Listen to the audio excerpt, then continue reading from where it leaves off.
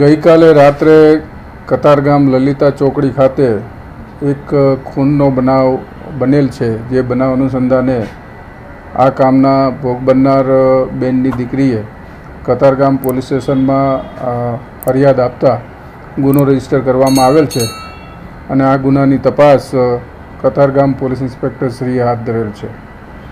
આ કામે બનાવની હકીકત એવી છે કે આ કામના જે આરોપી જે છે એમની શંભુભાઈ ભુરિયા કરીને એની મરણ જનાર સાથે છેલ્લા 8 વર્ષથી પ્રેમ સંબંધ હતો. આમ તેને કહીએ કે લગ્નેતર સંબંધ હતો.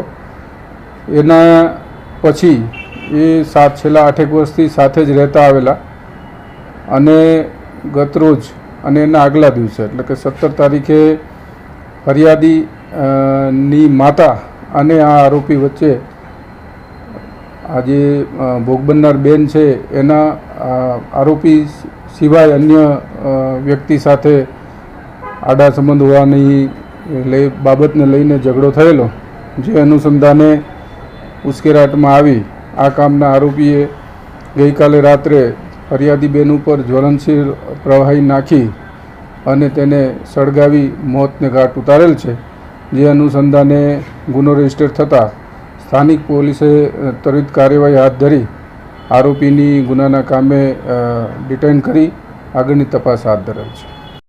મારું નામ મનીષા ને કતારગામ લલિતા ઝઘડો હતો ને અમે સોતેલા હતા ને તો મારા મમ્મીને પેટ્રોલ લઈને બાળ દીધી.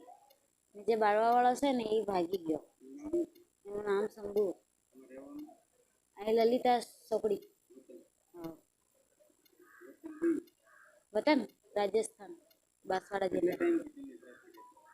અમે 5 સાલ કેમ સાથે રહેતા. સામેવાળો કોણ છે? જે સામેવાળો છે મારી મમ્મીને લઈને આવ્યા તો ભાગીને. પછી એની મારી મમ્મી છે ને એ મારે ગામ જતી હતી મારા પપ્પાના ઘેરે. તો એ ના કહેતો તો તારે સારી તને નહીં જવા દો, એટલે એને કે તું તને મારી નાખો એમ. કેટલા વાગ્યાની ઘટના? રાત્રે 2 વાગ્યાની.